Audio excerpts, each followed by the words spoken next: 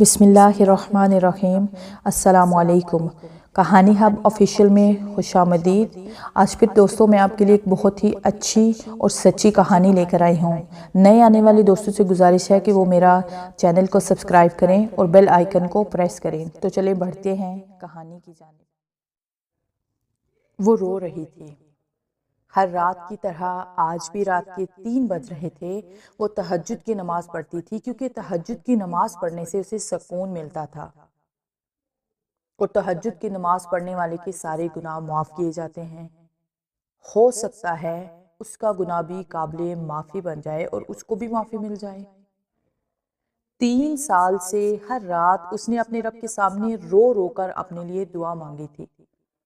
ہر رات وہ روتی تھی، اپنے رب کے سامنے اپنی کی گئی غلطی کی معافی مانگتی تھی۔ وہ جانتی تھی کہ وہ اس قابل نہیں کہ اسے معاف کیا جا سکے، لیکن اسے اپنے رب پر یقین تھا کہ وہ اسے اس کے اپنوں کے دل میں سے اس کے لیے تھوڑا سا رحم ڈال دے گا، شاید اتنا کہ وہ اسے دیکھ کر منہ نہ پھیرے۔ وہ اس شخص سے بے حد محبت کرتی تھی جس نے اسے زندگی کی ہر خوشی دی تھی۔ وہ رات رات بھر جاگ کر کام کرتا تھا تاکہ اس کی ہر خواہش کو پورا کر سکے۔ اس نے میڈیکل میں ایڈمیشن لینا تھا۔ اس نے اپنی اوقات سے بڑھ کر اس کی خواہش کا احترام کیا، مگر اس نے اس شخص کو دھوکہ دیا۔ دھوکہ ہی تو تھا۔ 3 سال سے وہ ہمت جمع کر رہی تھی کہ کیسے اس شخص کا سامنا کرے گی اور وہ اسے دیکھنا بھی پسند کرے گا۔ کیا اسے ویسے ہی محبت کرے گا؟ کیا وہ اسے اپنے سینے سے لگائے گا جیسے ہمیشہ لگاتا تھا؟ اے اللہ مجھے معاف کر دے، مجھ سے بہت بڑی غلطی ہوئی ہے۔ اے اللہ میں تجھ سے اپنی اس غلطی کی معافی مانگتی ہوں۔ اے اللہ مجھے ہمت دے کہ میں اپنوں کا سامنا کر سکوں۔ وہ رو رہی تھی، 3 سال سے ہر رات دعا مانگ رہی تھی کیونکہ وہ بس اتنا ہی کر سکتی تھی۔ بیڈ کی سائیڈ خالی تھی۔ اس کا 2 ماہ کا بیٹا سعد اس کے ساتھ ہی سو رہا تھا۔ مہراج جانتا تھا کہ وہ اس وقت کہاں ہے۔ اس وقت وہ ہمیشہ کی طرح باہر لان میں نماز پڑھ رہی ہوگی۔ یہ کوئی نئی بات نہیں تھی، وہ ہمیشہ سے تہجد کی نماز ضرور پڑھتی تھی کیونکہ تہجد کی نماز اسے سکون دیتی تھی۔ وہ جانتا تھا کہ اس گناہ میں اکیلی نہیں ہے، وہ شریک، مگر پھر بھی ایسا احساس جرم کا اتنا شکار نہیں تھا کہ اپنے آپ کو اگنور کر دیں۔ وہ جانتا تھا کہ اس وقت اس کی جان سے پیاری بیوی رو رو کر اپنی آنکھوں کا حشر کر رہی ہوگی۔ وہ کبھی سمجھ نہیں پایا تھا کہ وہ اس کو احساس جرم سے کیسے باہر نکالے۔ وہ ہر کوشش تو کر چکا تھا، محبت، غصہ، ہر طریقہ جس سے وہ اسے سمجھا سکتا تھا، لیکن کوئی فائدہ نہیں ہوا۔ اب بس وہ اپنا غم خود تک رکھتی یا صرف اللہ سے کہتی تھی۔ یہ اس کے بس میں تھا۔ وہ محبت کرتا تھا، حد سے زیادہ۔ اس کے بغیر نہیں رہ سکتا تھا، اس کی آنکھوں میں آنسو نہیں دیکھ سکتا تھا۔ شادی کے شروع میں معافی بھی مانگ چکا تھا، جسے اس نے یہ کہہ کر قبول کیا تھا کہ جتنی غلطی آپ کی تھی اتنی ہی غلطی میری بھی تھی۔ آیت کی بات سے مہراج کا احساس جرم تو کم ہو گیا تھا، لیکن آیت کا احساس جرم بڑھتا جا رہا تھا۔ مہراج نے اسے سمجھانے کی بہت کوشش کی تھی کہ ہماری فیملی ہے، ہمارا ایک بچہ ہے، جس کے بعد آیت نے مہراج سے اس موضوع پر بات کرنا چھوڑ دیا تھا۔ اب مہراج کو نیند نہیں آنی تھی، اس لیے اس نے کمبل ایک طرف پھینکا اور باہر نکل گیا۔ دعا مانگنے کے بعد اس نے جیسے ہی اپنی سائیڈ میں دیکھا تو وہ گھٹنوں کے بل بیٹھا اسے ہی دیکھ رہا تھا۔ اسے دیکھتے ہی مسکرایا۔ اتنی لمبی دعا میں بھی شامل ہوں کہ نہیں؟ نہ چاہتے ہوئے بھی اس نے پوچھا۔ وہ مسکرا دی بھیگی آنکھوں سے۔ میرے سب عزیز شامل ہیں۔ ہاں، سب عزیز جن میں سب سے آخر میں آتا ہوں۔ وہ کوئی شکوہ نہیں کر رہا تھا کیونکہ وہ آیت کو کوئی تکلیف نہیں دے سکتا تھا۔ نہیں، اب ایسی بھی کوئی بات نہیں، آپ کیوں آئیں؟ میں بس آنے ہی والی تھی۔ اس نے بات بدلی۔ کافی دیر سے انتظار کر رہا تھا، تم نہیں آئی تو میں نے سوچا میں بھی دیکھ لوں۔ چلیں اب سونے، صبح مجھے بہت ضروری میٹنگ میں جانا ہے۔ اسے اپنے ساتھ لیے وہ کمرے میں آیا۔ وہ اکثر رات میں جاگ جاتا تھا اور اسے اندر نہ پا کر باہر آ جاتا۔ آیت جانتی تھی کہ وہ اس کی نماز تہجد سے باخبر ہے۔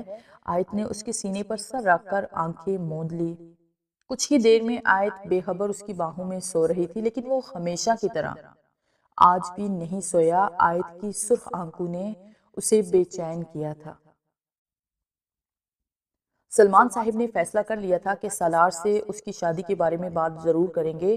وہ 29 سال کا ہونے والا تھا، وکالت کر چکا تھا۔ وکالت کرنے کے بعد بھی اس میں اپنا خاندانی بزنس ہی سنبھالا تھا، کیونکہ سلمان صاحب دل کے مریض تھے اور کروڑوں کی جائیداد ورکرز کے حوالے نہیں کر سکتے تھے۔ اس لیے پڑھائی کے دوران ہی سالار کو بتا چکے تھے کہ وہ چاہے کچھ بھی کر لے، کرنا اس کو بزنس ہی ہوگا، اور یہ شاید پہلی بات تھی جو ان کے اکلوتے بیٹے نے مانی تھی۔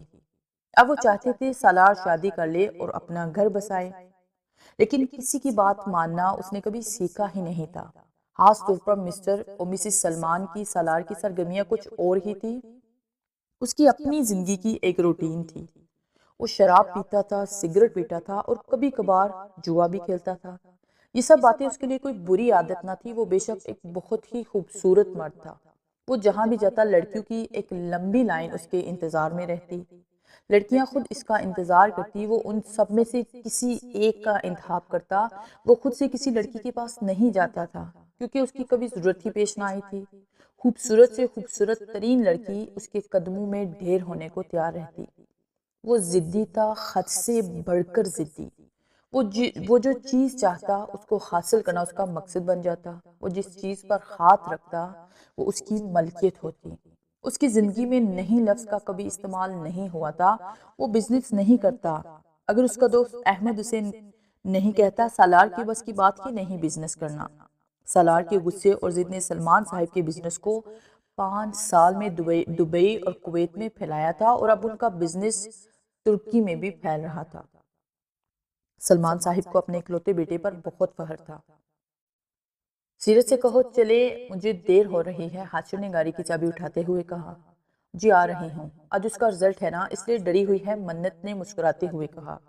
ہاں میں جانتا ہوں، اور یہ بھی جانتا ہوں کہ وہ ڈری ہوئی ہوگی۔ اچھی نمبروں سے پاس ہوگی تو کالج میں ایڈمیشن آسانی سے مل جائے گا، حاشر نے سوچتے ہوئے بتایا۔ لیکن وہ تو آگے میڈیکل میں ایڈمیشن۔ منت کی بات حاشر کے ہاتھ کے اشارے سے رک گئی۔ میں فیصلہ کر چکا ہوں، بہت اچھا کالج ہے اور اس میں صرف لڑکیاں پڑھتی ہیں۔ آپ کو اپنی بہن پر یقین کرنا چاہیے۔ منت یہ نہیں کہنا چاہتی تھی، مگر پھر بھی خود کو روک نہیں پائی۔ بھائی میں تیار ہوں، چلیں۔ سفید یونیفارم میں بڑی سی کالی چادر لیے وہ تیار کھڑی تھی۔ حاشر منت سے کچھ کہتے کہتے رک گیا۔ منت جانتی تھی کہ وہ کیا کہنے والا ہے اور دروازے سے باہر نکل گیا۔ بھابی وش میں، سیرت نے منت کو گلے لگاتے ہوئے کہا۔ تم بیکار میں ڈر رہی ہو گڑیا، تمہارا رزلٹ بیسٹ ہوگا انشاءاللہ۔ انشاءاللہ، بس آپ کی دعائیں چاہیے بھابی۔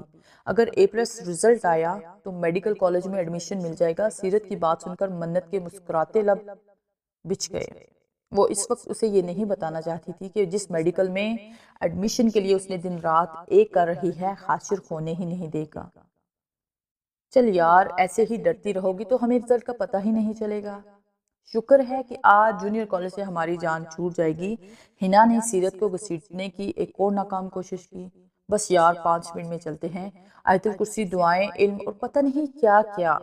دن رات ایک کرنے کے بعد سیرت رزلٹ والے دن آیتوں اور دردوں کا ورد کر رہی تھی، کیونکہ A+ لانے اور میڈیکل کالج میں ایڈمیشن لینے کے لیے اب دعا کے علاوہ وہ کچھ نہیں کر سکتی تھی۔ اس لیے صبح 9 بجے سے دوپہر 1 بجے تک وہ آیتیں پڑھنے میں مصروف تھی۔ ہر کوئی اپنا اپنا رزلٹ دے کر آیا تھا، مگر ہنا کو وہ کھلنے نہیں دے رہی تھی۔ صبح سے وہ کلاس روم میں بیٹھی تھی۔ ہنا کو اپنے نمبروں سے کوئی فرق نہیں پڑتا تھا، نمبرز کم ہوں یا زیادہ، اس کو تو بس یہ کالج چھوڑنا تھا، کیونکہ ایک ہی سفید یونیفارم اور صبح 8 بجے کے اسمبلی سے وہ تنگ آ چکی تھی۔ اب میں جا رہی ہوں۔ ہنا کے صبر کا پیمانہ لبریز ہو گیا۔ نہیں، صرف 5 منٹ، اور سیرت نے التجا کی۔ میڈم، آپ کے 5 منٹ ختم نہیں ہو رہے، میں تمہارا رزلٹ نہیں دیکھوں گی، بس اپنا دے کے آ جاؤں گی۔ اس سے پہلے کہ سیرت اس کی مزید منتیں کرتی، وہ کلاس روم سے باہر نکل گئی، اور نہ چاہتے ہوئے بھی سیرت کو اس کے پیچھے آنا پڑا۔ آفس کے باہر لگا گرین پورٹ سب کا حال سنا رہا تھا۔ کوئی خوش تھا تو کوئی اداس، کوئی پارٹی پلان کر رہا تھا، کوئی آنسو بہا رہا تھا۔ لیکن سیرت کو سب کے چہرے روتے ہوئے ہی نظر آ رہے تھے۔ ہنا رزلٹ چیک کر رہی تھی، جبکہ سیرت اس کا ہاتھ تھامے آنکھیں بند کیے کھڑی تھی۔ ہنا اس کے حال سے اچھی طرح واقف تھی۔ یہ ہر سال ہوتا تھا، وہ ہمیشہ فرسٹ آتی تھی، مگر اس کا ڈر اسے ہمیشہ خوف زدہ رکھتا۔ پچھلے سال جب ہنا نے اس کا رزلٹ چیک کر کے اس کو بتایا کہ وہ فرسٹ آئی ہے تو خوف کی وجہ سے سیرت کپ کپانے لگی، جس کی وجہ سے ہنا کو خوشی منانے سے زیادہ اسے ہاسپٹل لے جانے کی فکر ہونے لگی۔ اب وہ یہ رسک نہیں لے سکتی تھی، اس لیے اس نے آرام سے اس کے کان کے قریب جا کر کہا، مبارک ہو future doctor, A+ first position.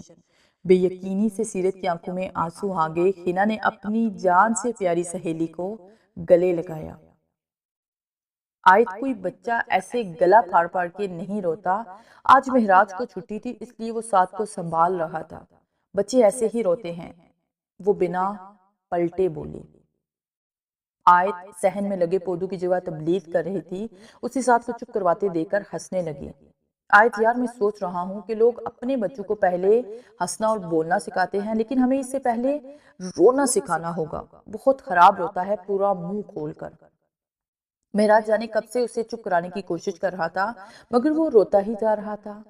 غلطی بھی اس کی اپنی تھی۔ آیت 4 ماہ سے کہہ رہی تھی کہ پودوں کی صفائی کرنی ہے، مگر وقت نہیں ملتا، جس پر مہراج نے کہہ دیا، آیت سارا دن کرتی کیا ہو؟ آیت نے کہا، میں آپ کا بچہ سنبھالتی ہوں۔ یہ کوئی کام سے کام ہے؟ اتنا آسان کام ہے؟ مہراج کا انداز دیکھ کر وہ اسے گھورنے لگی۔ اور دوسری غلطی یہ کہ مہراج کو یاد نہیں رہا کہ کل اتوار ہے۔ پھر کیا؟ مہراج دنیا کا آسان ترین کام یعنی بچہ سنبھال رہا تھا اور آیت پودوں کی صفائی کر رہی تھی۔ یہ نہیں تھا کہ مہراج کو اسے سنبھالنا نہیں آتا تھا، وہ آ کر اکثر اسے سنبھالتا تھا، اسے پیار کرنا، اسے فیڈ کروانا اور اس کی دیکھ بھال کرنا، وہ اکثر ایسا کرتا تھا، مگر وہ اس کے دن کی روٹین سے ٹھیک سے واقف نہ تھا۔ اب وہ کچن میں اس کا دودھ بنا رہا تھا اور دوسرے ہاتھ سے اسے سنبھالنے کی کوشش بھی کر رہا تھا۔ یار آیت، یہ بالکل تم پہ گیا ہے۔ اس بات سے آیت کو جھٹکا لگا، کیونکہ یہ بات آج 2 ماہ میں پہلی بار کہی گئی تھی۔ آج تک تو یہ آپ پر تھا، اس کا ناک، آنکھیں، کان، ہونٹ سب آپ کے تھے، تو آج یہ اچانک مجھ پہ کیسے چلا گیا؟ ہاں، حسین شکل تو مجھ پہ ہے، میں تو روتی شکل کی بات کر رہا ہوں۔ کیا کہا؟ میں ہر وقت روتی شکل بنا کے گھومتی ہوں؟ وہ ایک جھٹکے سے مڑی۔ نہیں نہیں، میں اور آپ کو روتی شکل؟ نہ میں ایسا کر سکتا ہوں کیا؟ ڈرنے کی بھرپور ایکٹنگ کی، جسے دیکھ کر وہ ہمیشہ کی طرح ہنسی تھی، اور یہی ہنسی تو مہراج کی جنت تھی۔ وہ رات 2:30 بجے آیا اور صوفے پر باپ کو دیکھ کر رک گیا۔ ڈیڈ آپ ٹھیک ہیں؟ ابھی تک سوئے نہیں؟ سالار نے پوچھا۔ میں نے آفس میں پیغام پہنچایا تھا کہ تم شام کو گھر جلدی آنا، لگتا ہے تمہیں ملا نہیں۔ سلمان صاحب نے اس کی بات کو اگنور کرتے ہوئے کہا۔ نہیں، مجھے میسج ملا تھا لیکن میں بیزی تھا، سالار نے انہی کے انداز میں جواب دیا۔ بیٹھو یہاں، مجھے تم سے ضروری بات کرنی ہے، انہوں نے اسے بیٹھنے کا اشارہ کرتے ہوئے کہا۔ جی کہیں، سن رہا ہوں، سالار نے ٹانگ پہ ٹانگ جماتے ہوئے کہا۔ میں نے تمہاری شادی کا فیصلہ کر لیا ہے، انہوں نے بات کا آغاز کیا۔ یہ فیصلہ میں خود کر لوں گا ڈیڈ، آپ کو ٹینشن لینے کی ضرورت نہیں۔ جب مجھے کوئی لڑکی شادی کے لائق لگے گی تو کر لوں گا، اس نے اٹھتے ہوئے کہا۔ اور کوئی بات ہے یا بس یہی کہنے کے لیے میرا انتظار کر رہے تھے؟ سالار میں سیریس ہوں، انہوں نے اپنی بات پر زور دیتے ہوئے کہا۔ میں تمہاری شادی کرنا چاہتا ہوں، اپنے پوتے پوتیوں کو دیکھنا چاہتا ہوں۔ سالار، میرے مرنے سے پہلے میری یہ خواہش پوری کر دو۔ آپ کو میری شکل سے لگ رہا ہے کہ میں مذاق کر رہا ہوں، اینڈ پلیز مرنے سے پہلے والا ڈرامہ بند کر دے۔ مجھ پہ یہ ایموشنل ڈرامے نہیں چلتے، میں کوئی شوٹ فلم کا 3rd کلاس ایکٹر نہیں۔ اور ایک اور بات، 1-2 بجے تک میرا ویٹ نہ کیا کرے، میرا فون ہر وقت آن ہوتا ہے، آپ یہ بات فون پر بھی کر سکتے ہیں، وہاں بھی میرا یہی جواب ہوگا۔ Good night. وہ یہ کہتے ہوئے سیڑھیاں پلانگ کر اپنے کمرے میں چلا گیا اور سلمان صاحب اسے دیکھتے رہ گئے۔ اپنے بیٹے کی بدتمیزی اور تلخ لہجہ برداشت کرتے انہیں کئی سال گزر چکے تھے، یہ اندازہ کرنا ان کے لیے مشکل نہ تھا۔ انہوں نے ہمیشہ اسے اگنور کیا، اس کے ساتھ باپ جیسا رویہ نہ رکھ سکے، اس کے ساتھ وقت نہیں گزار سکے، جبکہ جس سے سالار ان سے دور ہوتا چلا گیا وہ یہ بات محسوس نہ کر سکے، مگر اس بات کا احساس ہونے انہیں تب ہوا جب سالار نے انہیں اگنور کرنا سیکھ لیا۔ وہ تو بہت خوش تھی کہ اس کی محنت رنگ لائی اور اب اپنی خواہش پوری کرے گی، مگر یہاں سب کچھ الٹا ہی ہو گیا۔ 2 گھنٹے سے مسلسل بھائی کے کمرے سے لڑائی کی آوازیں آ رہی تھی۔ وہ اپنے بھائی سے ڈرتے ہوئے اپنے کمرے کے الماری کے پیچھے بنی ہوئی تھوڑی سی جگہ پر بیٹھی تھی، جیسے اس کا بھائی اسے ڈھونڈ رہا ہو۔ کیوں کر رہے ہیں آپ اس کے ساتھ؟ یہ سب کچھ آپ کی بہن ہے، وہ اس پر یقین کرنا چاہیے آپ کو، اور آپ کی اس کو اس طرح سے ٹریٹ کر رہے ہیں تو وہ دنیا کو کیسے فیس کرے گی؟ سب سے ڈری ڈری رہتی ہے، ملتی نہیں، کسی سے بات نہیں کرتی، ہمیشہ اپنے کمرے میں بند رہتی ہے۔ وہ اس کی بھابھی تھی جو اس کے لیے ماؤں کی طرح لڑ رہی تھی، اور دوسری طرف اس کا اپنا سگا بھائی جس کو باپ کی جگہ کھڑا ہونا چاہیے، لیکن وہ تو بھائی کی جگہ بھی کھڑا ہونے کو تیار نہ تھا۔ آوازیں مسلسل آتی رہی اور نہ جانے وہ کب سو گئی۔ صبح اس کی آنکھ فجر کی اذانوں کے ساتھ کھلی اور وہ یہ قبول کر چکی تھی کہ اب وہ کبھی ڈاکٹر نہیں بن سکتی۔ صبح ناشتے کی میز پر سوجی آنکھیں لیے وہ بیٹھی رہی اور خاشر اسے مسلسل دیکھتا رہا۔ وہ جانتا تھا کہ وہ میڈیکل میں اپنے بھائی کی خواہش کے لیے دن رات ایک کر رہی ہے، مگر اب وہی بھائی اس کی راہ کی سب سے بڑی رکاوٹ تھا۔ میں میڈیکل کالج میں تمہارا ایڈمیشن کروا دوں گا، مگر میری ایک شرط ہے۔ اس کا لہجہ نرم تھا۔ مجھے آپ کی ہر شرط منظور ہے بھائی، جو آپ کہیں میں کروں گی۔ اسے اپنے کانوں پر یقین نہیں آ رہا تھا، لیکن وہ جلدی بولی، ٹھیک ہے، پھر کچھ دن بعد انکل طارق تمہیں حارث کے نام کی انگوٹھی پہنا کر جائیں گے اور 2 ماہ بعد تمہارا نکاح ہوگا، اور شادی میڈیکل کے بعد۔ خاشر نے پرسکون انداز میں کہا، جبکہ منت اور سیرت اس کا منہ دیکھتی رہ گئی۔ وہ یہ نہیں جانتا تھا کہ وہ یہ فلم کتنی بار دیکھ چکا ہے، مگر پھر بھی اسے ہر سنڈے یہی فلم دیکھنے کو ملتی تھی، کیونکہ یہ آیت کی پسندیدہ فلم تھی۔ یہ بات الگ تھی کہ مہراج کو اس فلم میں کوئی دلچسپی نہ تھی۔ مہراج نے 3 سالوں میں جب بھی کوئی فلم دیکھنے کے بارے میں سوچا، آیت نے ٹائٹینک ہی دیکھی۔ مہراج کو یہ فلم رٹ چکی تھی، مگر آیت ہر بار ایسے دیکھتی جیسے پہلی بار دیکھ رہی ہو۔ ہر بار وہ اس پر ایسے تبصرے کرتی جیسے پہلی بار دیکھ رہی ہو، جیسے لڑکی اچھی ایکٹر ہے، سین بہت اچھے ہیں، اینڈنگ سیٹ کیوں ہیں، اور خاص کر کے ہیرو کتنا ہینڈسم ہے۔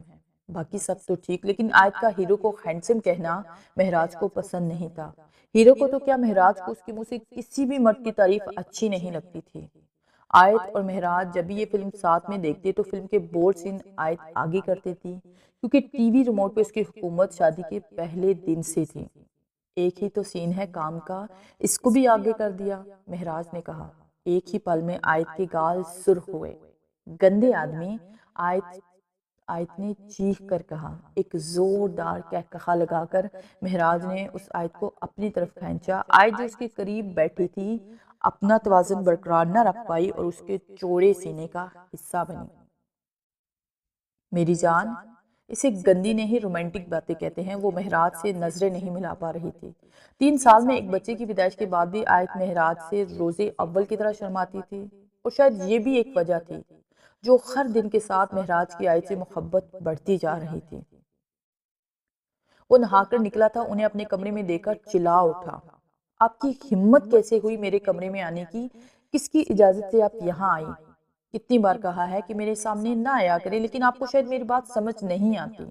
وہ بدتمیزی کی انتہا کر گیا تھا۔ مجھے تم سے بہت ضروری بات کرنی تھی بیٹا۔ خبردار، خبردار جو مجھے بیٹا کہہ کے پکارا یا کبھی مخاطب کرنے کی کوشش بھی کی۔ بیٹا، اس سے پہلے کہ وہ کچھ اور کہتی، سالار نے غصے میں ان کی بات کاٹی۔ بیٹا نہیں ہوں میں آپ کا، سمجھی؟ اب میری شکل دیکھنا بند کریں اور نکلیں میرے کمرے سے۔ سالار کا بس نہیں چل رہا تھا کہ انہیں دھکے مار کر اپنے کمرے سے باہر نکالے۔ سالار کی بدتمیزی سے ان کی آنکھیں بھر آئی اور وہ روتے ہوئے کمرے سے باہر نکل آئی۔ اپنے کمرے میں آتے ہوئے انہوں نے آنکھیں صاف کی، کیونکہ وہ سلمان صاحب کو ان کے بیٹے کی بدتمیزی کے بارے میں نہیں بتانا چاہتے تھے، لیکن پھر بھی ان کی آنکھیں سب بیان کر گئی۔ کیا ہوا؟ اس کے کمرے سے اس نے نکال دیا۔ میں اس کو آپ کی طبیعت کی خرابی کے بارے میں بتانا چاہتی تھی، لیکن اس نے مجھے بات کرنے کا موقع ہی نہیں دیا۔ کوئی ضرورت نہیں ہے تمہیں اسے میری طبیعت کے بارے میں کچھ بھی بتانے کی، سلمان صاحب نے کہا۔ آخر سمجھتے کیوں نہیں سلمان؟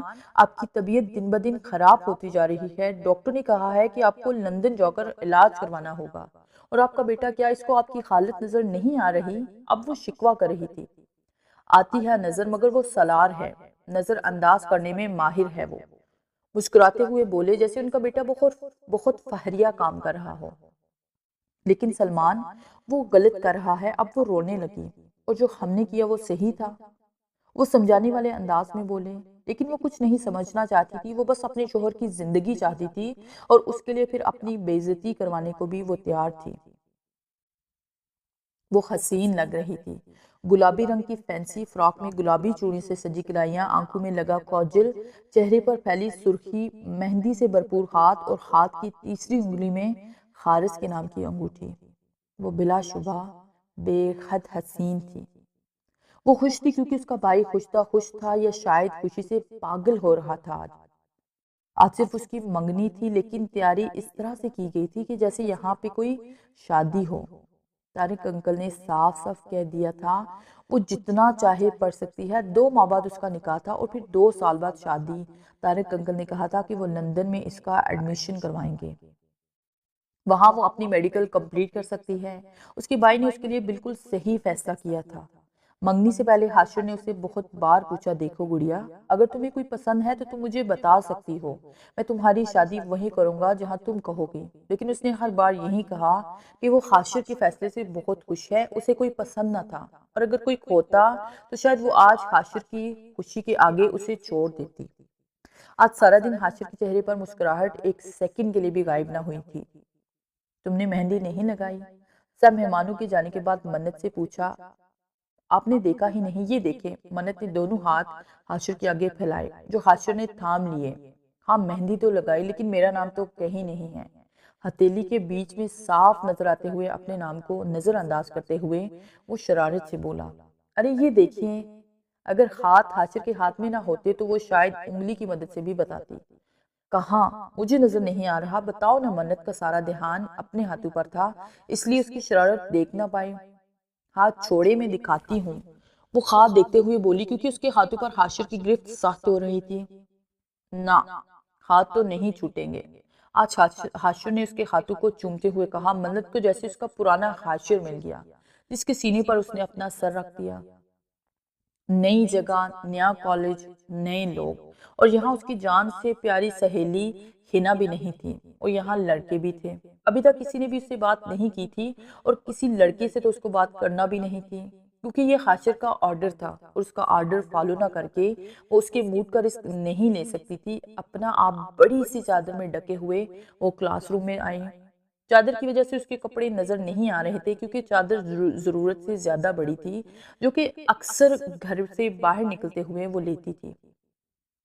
جی بیٹا، آپ کو کس سے ملنا ہے؟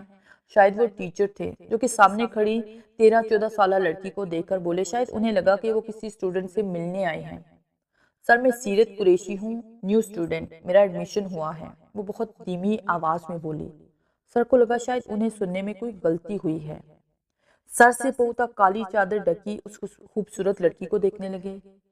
کیا آپ 3rd ایئر کی اسٹوڈنٹ ہیں؟ سر نے غور سے اسے دیکھا۔ اوپری ہونٹ پر نقطہ نما تل، چھوٹی سی ناک، خوبصورت آواز، گال پر پڑتے ڈمپل، اور بہت چھوٹی سی تھی۔ آپ کی عمر کیا ہے بیٹا؟ یہ سوال آج تک انہوں نے اپنے کسی اسٹوڈنٹ سے نہیں پوچھا تھا۔ سر، 2 ماہ بعد 18 سال کی ہو جاؤں گی، وہ بہت معصومیت سے بولی۔ آواز بہت کم تھی۔ بیٹا، آپ اپنے دوستوں کو اپنا تعارف کروائیں، سر نے پوری کلاس کی طرف اشارہ کرتے ہوئے کہا۔ وہ کلاس کے بیچ میں کھڑی ہوتے ہوئے بولی، میرا نام سیرت قریشی ہے۔ آواز بہت کم تھی۔ پریٹی گرل، اگر آپ کی ایج کے ساتھ آپ کی آواز کافی میچ کرتی ہے۔ پوری کلاس ہنسنے لگی۔ میم اونچا بولیں، آواز یہاں تک نہیں آ رہی۔ فرنٹ لائن میں بیٹھا ہوا لڑکا جلدی سے بولا۔ ایسا لگتا ہے جیسے 1st کلاس کی اسٹوڈنٹ ہے۔ اس بار کوئی لڑکی بولی اور سب ہنسنے لگے۔ نہیں سر، میں 3rd ایئر کی اسٹوڈنٹ ہوں، وہ اپنا یقین دلانے کے لیے سر کی طرف دیکھتے ہوئے بولی، جیسے اسے ابھی 3rd کلاس سے نکال کر 1st کلاس میں چھوڑ کے آ جائیں گے۔ اور اس کی معصومیت پر ساری کلاس کہے لگا کر ہنسنے لگے۔ یہ سب ہنسی مذاق صرف عارف صاحب کی کلاس میں ہی چلتا تھا، کیونکہ وہ سب اسٹوڈنٹ کے ساتھ کافی فرینڈلی تھے، لیکن وہ سمجھ چکے تھے کہ سب ہنسی مذاق سیرت کو اچھا نہیں لگا، اس لیے ان کی روبدر آواز نے ساری کلاس کو خاموش کروا دیا۔ سب لوگ بہت برے ہیں، کہتے ہیں کہ میں اتنی چھوٹی سی ہوں اور میری آواز بھی چھوٹے بچوں جیسی ہے۔ سب کہتے ہیں تم 3rd ایئر کی نہیں بلکہ 1st کلاس کی اسٹوڈنٹ ہو۔ سر کے جانے کے بعد بھی سب نے میرا بہت مذاق اڑایا۔ سر نے سب کو چپ کرا دیا۔ وہ جب سے آئی تھی روئی جا رہی تھی اور منت کو سمجھ نہیں آ رہا تھا کہ وہ اس کی باتوں پر پریشان ہو یا ہنسے۔ کوئی بات نہیں، شروع میں سب ایسے ہی کرتے ہیں، سب تمہارے دوست بن جائیں گے، اسے سمجھاتے ہوئے بولی۔ مجھے نہیں چاہیے، میری ایک ہی دوست کافی ہے، وہ منہ بسوڑ کر بولی۔ ہنا میری بیسٹ فرینڈ ہے، وہ کبھی میرا مذاق نہیں اڑاتی۔ آج اسے ہنا کی شدت سے یاد آئی۔ ہاں میری جان، اس کے مارکس اتنے اچھے نہیں ہیں کہ میڈیکل کالج میں ایڈمیشن مل سکے، وہ افسوس سے بولی۔ اس کو کون سا میڈیکل میں آنا تھا، اس کو سفید یونیفارم سے جان چھڑانی تھی۔ کیا ہو جاتا اگر وہ تھوڑا اور پڑھ لیتی، تھوڑی اور محنت کر لیتی تو ہم دونوں ساتھ میڈیکل میں آتی۔ کوئی مجھے کچھ کہتا تو وہ اس کا منہ توڑ دیتی، لیکن اسے تو کوئی فرق نہیں پڑتا پاس یا فیل ہونے سے، مارکس کم ہوں یا زیادہ، اسے تو سفید یونیفارم سے جان چھڑوانی تھی۔ اب اسے رونے کا ایک اور بہانہ مل گیا، جس پر منت سر پکڑ کر بیٹھ گئی۔ اب ہنا کو کیا پتا تھا کہ زندگی کے دوسرے موڑ پر ہی اسے اپنی بیسٹ فرینڈ کی ضرورت پڑے گی، ورنہ وہ اب تھوڑی محنت اور کرتی اپنے معصوم دوست کے لیے۔ گڑیا تم میرا ساتھ کھانا بند کرو اور جا کر اپنی دوست کو فون کرو اور اسے سب کچھ بتا دو۔ منت کو اپنی جان چھڑانے کے لیے یہی ایک راستہ نظر آیا۔ اب وہ ہنا کو فون کر کے آج دن کی ساری باتیں بتا چکی تھی۔ ان کی ہمت کیسے ہوئی میری سہیلی کا مذاق اڑانے کی؟ ہنا کا دوستی والا خون ایک پل میں جوش مارنے لگا۔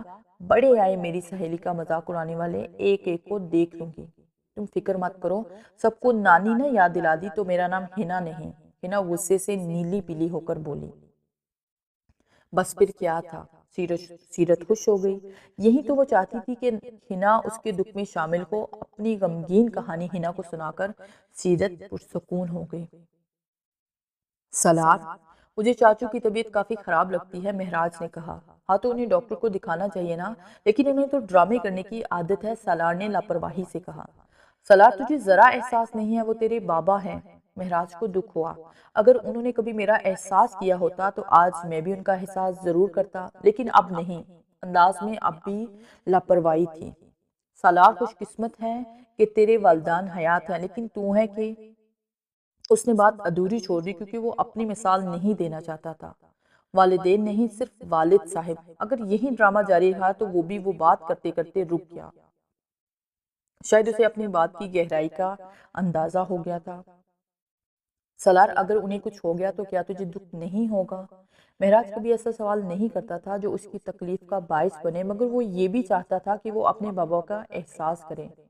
کچھ ہو گیا اگر تو وہ اتنا ہی بولا۔ پھر سوچنے لگا تو کیا میری ماں بھی تو مر گئی تو کیا؟ میری ماں بھی تو مر گئی تھی، مجھے تو کچھ نہیں ہوا تو باپ کے مرنے سے کیا ہو جائے گا؟ اس کی آنکھوں میں آنکھیں ڈال کر بولا۔ پھر سگریٹ جلائی مہراج، کچھ نہیں بولا کیونکہ اسے برا لگا۔ ہاں اگر تجھے کچھ ہو گیا تو وہ کتنی ہی دیر اس کی آنکھوں میں سنجیدگی سے دیکھتا رہا، پھر بولا تو میں مر جاؤں گا۔ سالار دل پر ہاتھ رکھ کے بولا۔ مہراج نے مسکراتے ہوئے اسے گلے لگایا۔ ایک ہی تو دوست تھا اس کا، وہ بچپن سے اچھے برے سب کام مل کر کرتے تھے۔ اس کی اور مہراج کی بچپن سے ایک ہی روٹین تھی، لیکن اب مہراج بدل چکا تھا۔ مہراج کو آیت سے محبت ہو گئی۔ آیت ایک سیدھی سادی مڈل کلاس گھرانے سے تعلق رکھنے والی لڑکی تھی۔ آیت کو سالار کی بری عادتوں کی وجہ سے اس سے چڑ تھی، لیکن آیت کو پھر بھی سہنا پڑتا کیونکہ وہ صرف مہراج کا دوست نہیں بلکہ اس کا چچا زاد بھائی بھی تھا۔ وہ مہراج کو سالار سے کم ملنے دیتی تھی کیونکہ آیت کو ڈر تھا کہ کہیں مہراج بھی پھر سے شراب نوشی نہ شروع کر دے۔ شروع میں سالار کو بہت برا لگا۔ سالار کو اس دنیا میں اپنے دوست سے کچھ عزیز نہ تھا، لیکن پھر وہ سمجھ گیا کہ وہ آیت سے بہت محبت کرتا ہے اور اس کے بغیر رہنا مہراج کے لیے ممکن نہ تھا، اس لیے وہ بھی اب اس سے کم ہی ملتا تھا۔ لیکن جب بھی ملتا آیت کو اس کی خبر ضرور دیتا کیونکہ اس کو آیت کو چرانے میں بہت مزہ آتا تھا، اور آیت ہمیشہ کہتی کہ سالار مہراج کا دوست نہیں بلکہ اس کی سوتن ہے جو اس کے شوہر کے ساتھ الفی کی طرح چپکی ہوئی ہے۔ لیکن سچ تو یہ تھا کہ وہ سالار کے لیے بھی بہت عزیز تھی، جس نے اس کے دوست کی ساری زندگی ہی بدل دی۔ آج آیت بہت خوبصورت لگ رہی تھی۔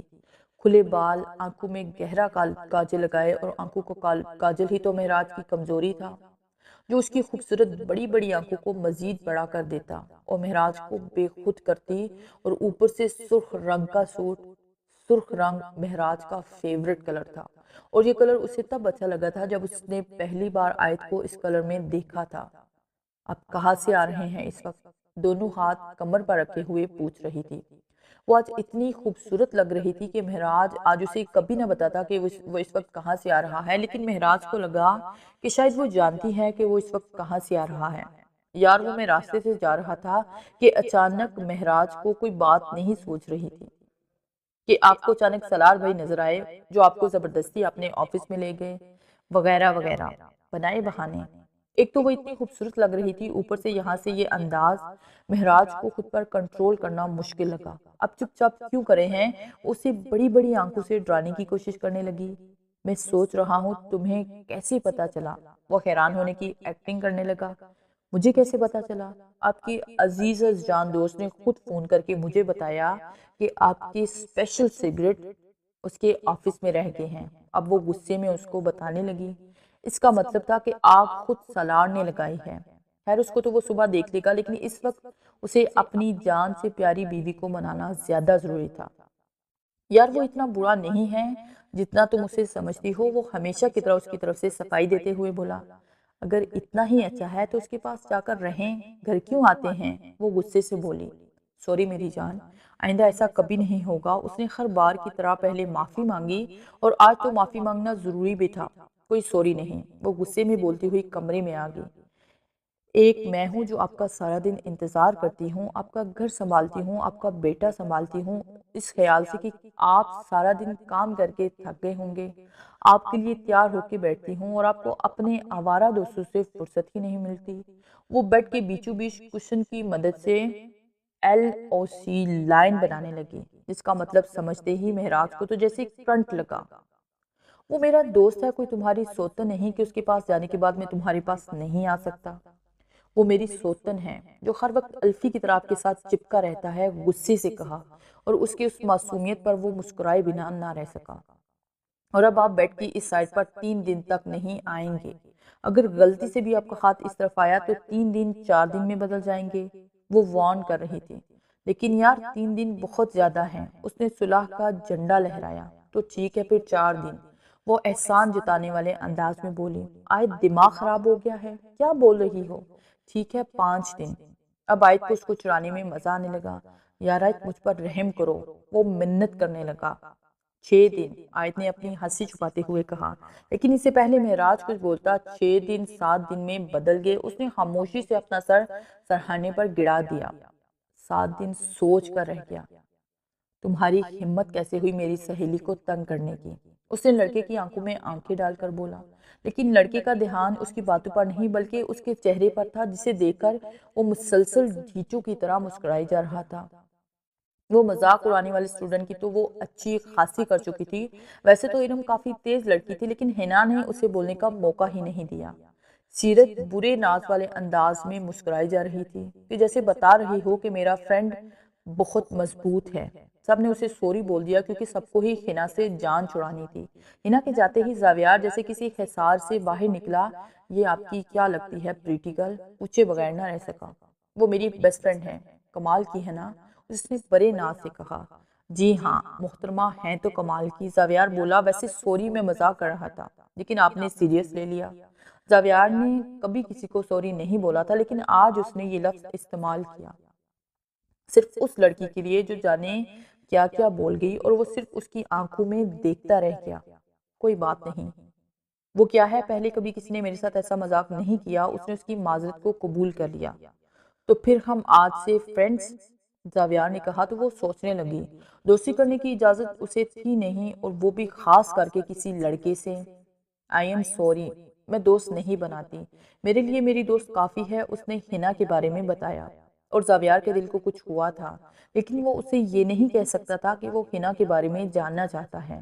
زاویار نے کبھی کوئی گرل فرینڈ نہیں بنائی تھی کیونکہ وہ اپنے جذبات اپنی لائف پارٹنر کے لیے رکھنا چاہتا تھا، اور آج جیسے اسے وہ لڑکی مل گئی جس کے بارے میں جاننے کے لیے اس کے پاس